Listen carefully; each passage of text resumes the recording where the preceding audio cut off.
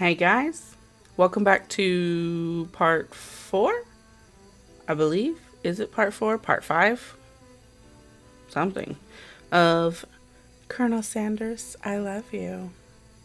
We have come back to his humble abode after making friends with a spork monster in the quad and a busy day of humiliation.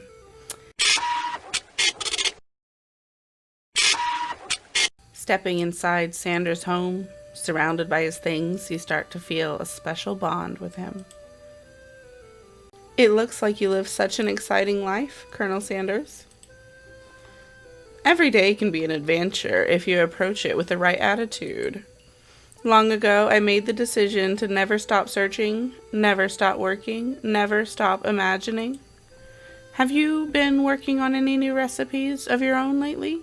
I'm always excited to talk about food with another ambitious chef. Well, there is something. It's just a side dish that I've been tinkering with. Trying to find the right balance of flavors and textures. I'm not sure I've nailed it yet, but I'm close. Colonel Sanders' eyes perked up as he starts to wonder what dish might be describing. It's meant to be paired with something spicy or something crispy. Both, perhaps? Now you've got him right where you want him. Should you reveal your new creation to him or keep it a secret just for you? If we tell him, he's gonna steal it. But if we don't tell him, we might miss our opportunity to woo him. Let's just tell him. You decided that you're ready as ever to share your original cooking with Colonel Sanders. Before you can talk yourself out of it, you dive head first. You reach into your lunch bag for a special dish that you've been keeping on ice all day. I present to you my original coleslaw. I knew it. Gross. The shredded cabbage dish glistens in the light of Colonel Sanders' Lux hideaway. Magnificent! Together, you chow down on the creamy slaw until a spoonful remains in the bowl. Do you mind if I hold on to the last bite? I'd like to have it around so that I can admire its taste later and think back on this moment. It's a little sketch, Colonel, to be honest. You could offer to make him more, but he seems like a very sentiment kind of guy. Sure, why not? Please, make yourself comfortable. I'll be back in just a moment. You realize that now would be the perfect time to do some snooping. There's nothing in here to snoop. Around the room are various items that you can look closer at. Each item seems to radiate memories and emotions. Well, that's handy. Tap on the item to discover more about the Colonel. You notice a very realistic stuffed chicken sitting at the corner table. When you pick it up, you realize it isn't just realistic. It is real. Taxidermy must have been important to Colonel Sanders when it was alive. A little note clipped on the chicken's foot read, "The true state bird of the great state of Kentucky." Is that where you're from, Colonel?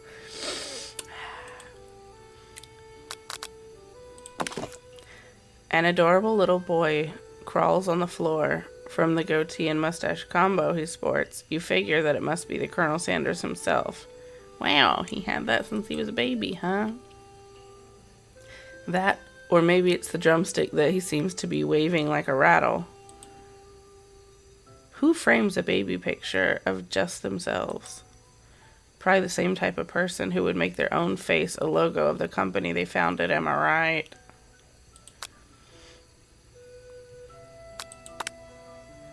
This must be where he keeps his secret recipe, the safe. You think for a moment, what number is important to Colonel Sanders? Then it dawns on you. As soon as you turn the dial to 111111, the safe opens. Inside it, you find a single note. Can chicken be prepared sashimi style? Ooh, we can go in his bedroom now. You open the door in Colonel Sanders' closet and find a row of signature white suits hanging within. You take one off its hanger and try it on. We're gonna look like real creeps when he comes back. The jacket's a bit big for you. It's soft and comfortable. You give yourself a deep hug, breathing in his scent. They say that home is where the heart is. Is this what they mean? It should be clean, so it shouldn't smell like him. Before you can look any further, you hear Colonel Sanders returning. He has a new dish that he's been working on, and he wants you to taste it. You try to act casual until he asks you why you're wearing his jacket. Aw. I don't usually loan those out, but I must say, it does look good on you. Oh crap, the jacket! You forget to take it off. Let's tell him it's our big moment now. To look like a real creep. Whoa, whoa, whoa. This isn't that kind of game. Not that I blame you for trying. What kind of game? But still. What did I do? What did I do?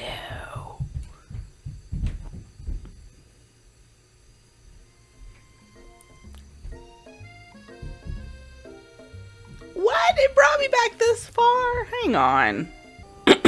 Okay. We're back. We are going to have to fess up and tell the truth. You confess. I think I've developed feelings for you. I might be developing feelings for you too, but I'm concerned. I can't let anything get in the way of my dreams. Oh, I wouldn't. Overwhelmed, you take the jacket off and run for the door. Don't be a chicken. But the thought of leaving the Colonel in the midst of such an emotional breakthrough gives you pause. You stop yourself. Colonel? Yes, Megan? I honestly think this may be the beginning of something wonderful. I think you're right. We should take things slow. Okay. You talk late into the night and drift off into a slumber. Oh, so we did stay. Are we sleeping at his house now? Dream sequence. This thing makes me laugh. You awake to a beautiful morning in the Colonel Sanders hideaway. Did you make it the right decision how to respond to Colonel Sanders? Only time will truly tell. Today is the day that I could change the rest of your life. Your thoughts are interrupted when Colonel Sanders emerges from the room. Oh, he just left us out here on the floor. And we slept here. He's holding a gorgeously plated breakfast and your mouth waters at the sight of it. Here's a simple breakfast I just whipped up. It's meticulous. It's also not a breakfast. It's chicken and biscuits. You taste Colonel Sanders' food and it takes you on a journey. When you return, he's waiting to ask you an important question. So, would you say that we're the perfect match? How presumptuous. My cuisine and yours, taste buds, that is? Yes, that I would. Such confidence, such grace. Could he be the world's greatest gift to cookery? Flatter him. You know, I think we might make a great team. A single tear begins to pool in the corner of his eye as he gazes out the window. And with the right business partner, I know I can't fail. Business partner? Could he be talking to you? It's all happening so quickly.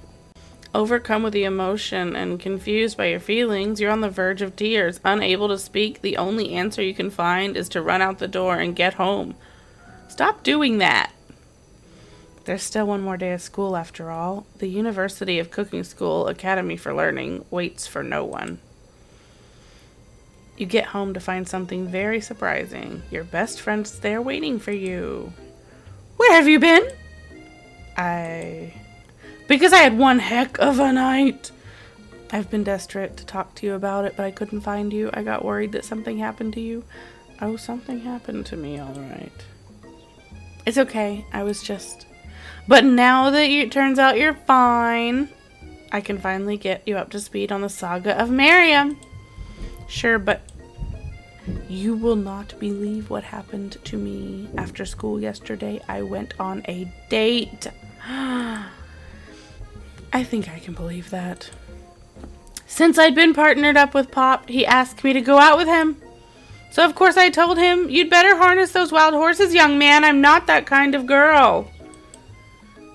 But he was just interested in spending some one-on-one time together and getting to know me, so I said, "Yeah, sure, I can get to know the little guy." Long story short, he took me to his favorite shush house. What's a shush house? But things quickly spiraled out of control. Did she just say shush house as if that's a thing people just say? What is that even referring to? And now I'm not really sure where we stand. You don't give Miriam time to tell her whole story, however. Bottling up the details of your own night is just too much to bear. And I went on a date too, back to the Colonel's house, where I spent the night with him. You what? Nothing happened, but the emotional connection, wowzers. Miriam offers to support you no matter what you do. Good, Miriam. No slut-shaming here. Together with your bestie, you feel like you can do anything. When you arrive at school, you encounter your rivals in the quad. Of course we do. Look, her tights are way too tight. Look what it's doing to her thigh. You can tell from a distance that they're picking on Pop, though he himself might not quite grasp that fact. Because, you know, he's Pop. What's a swirly? It sounds delicious. Oh, it's great. I'll order you up one right away. I'll have my swirly with sprinkles, please. Hey, Sprinkles is a dog. It's a treat. You can get your swirly dipped too. Why don't you pick on someone your own size? Because I'm literally the biggest person at this school. There is that horse that Colonel Sanders rides to school, but who would dare pick on such a gentle and beautiful creature? You've got some nerve, Megan, suggesting that I pick on a defenseless horse. I did not. Now you're twisting my words and I won't have it. You clench your fist, but the injury from yesterday's mixer accident makes you wince with pain. Doesn't look like you can go on cooking like that. Might as well just give up. I'll never give up. Ever. Colonel Sanders arrives just as it appears things are close to boiling over. A naturally intuitive person, he senses something has been going on. Is everyone excited for the final date of school? Megan, how's that hand feeling? I'm sure you'll be back in fighting form by this afternoon. Aren't you concerned about my hands, Colonel? Yesterday I almost broke a nail winning so hard. Technically, I don't believe a winner was decided, but your presentation was quite impressive. What is he doing complimenting her? But what about the flavor of my delicate, warm, gooey chocolate sauce? It was clear that you're passionate about how your food is received. That's a lot of words to say. It was bland. Excuse me, Megan. I am more than capable enough to speak for myself. Maybe you could tell me more about your thoughts as we walk into class, Colonel. I'm always interested in discussing the fine art of fine foods. See you inside, Megan. Annoyed by Colonel Sanders' inability to see Ashley for who you know she really is, you walk across the quad to get some distance. In an attempt to distract yourself from how slighted you feel by that interaction with Ashley, you take the spell book you recovered yesterday and start flipping through the pages. Whoa, that's that book. It looks like bad news. It's just something I found lying around. It would appear to be some sort of grimoire, but I don't really believe in that magic stuff. A grimoire, like a book of spells? I don't know. Who would spend so much time decorating a magic book if it were really powerful? I can think of one surefire way to find out. You open to a page covered with arcane warnings. Cast only in case of extreme emergency, it says around the edges of the page. I could use this spell here that says it will erase anyone I choose from all my memories.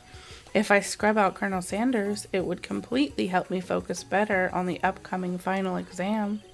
We won't be doing that. That is way drastic. Could you do something else, like anything else? Not rooted in dark magic? Maybe tie a string around your finger? Okay, fine, it is drastic, but desperate times call for desperate measures. You've got a memory erasing spell sitting right in front of you and a pretty good excuse to try it out. Don't do it after all. You take your friend's advice and put the book away. It's almost time for class. Sprinkles is already in the room, waiting for the students to arrive. He clears his voice to make a quick announcement. I want you all to know I feel something of a dog moment coming on, but I assure you it's nothing to be afraid of. His cute little nose scrunches up and he begins to breathe quickly. He must be angry, reach for some old homework to give him a snack. Dogs can be rather unpredictable, especially Sprinkles. Wait to see what happens. We're gonna wait. Sprinkles stops in his tracks. He's focused on the window. The room is deadly silent. When you follow his gaze, you see a tiny orange squirrel perched on the cherry tree outside. Oh, Lord. Sprinkles turns feral and runs to the window of the classroom. He begins barking uncontrollably at the squirrel outside. Terrence! I told you never to come back here! Terrence! I will destroy you, Terrence! That is so funny. Sprinkles is barking ferociously, drool flying off his face. The squirrel looks over, but he doesn't say anything back. You wonder, is that even a talking squirrel? Who named him Terrence? You'd better not show your chubby cheeks around here ever again! After Sprinkles is satisfied that his presence has been felt not only by Terrence, but by any other squirrel in the hearing distance, he returns to his professorial tone. Ahem. I apologize for the outburst. This actually brings up an important point. Thank you, Megan, for reminding me to dote out this indispensable bit of wisdom, you see. But before you can go any further, Miriam's love drama spills over into the class. Sprinkles is interrupted by a sad whimpering coming from the back of the room. I told you to save it for after class, but I miss you. We went on one date, Pop, and how can you miss me when I'm right here? Pop's voice quivers as he pleads his case to Miriam. Every time I blink, you go away again, Pop. Please, that's a little bit excessive. That's a really cute thing to say. Miriam, what happened between you and Pop? I got her into trouble, and now she's mad at me. I didn't just get in trouble. I got yelled at by Pop's mother, who blames me for getting him banned from every museum we set foot in. Oh, so that's what you meant by shush house. Pop, we went on one date. We're over. And it meant so much to me that I made this for you. Too hurt to go on arguing, Pop leaves his creation behind and runs out of the room. Oh, poor Pop. Nothing like a loud public breakup to cast a pall over the final day of school. Well, that was unfortunate. But we mustn't be distracted from what lies ahead. The final competition showdown challenge exam! And we are going to stop here. I think the final competition showdown challenge exam deserves its own episode, and this one's running on anyway. So, we are at our last day. Things are heating up. Who do you think is going to win the final competition showdown challenge exam? Leave it in the comments below, and I'll see you in the next video. Goodbye. If you made it to the end, hit the like button for the algorithm, subscribe for more content, and turn on notifications so you don't miss the next video.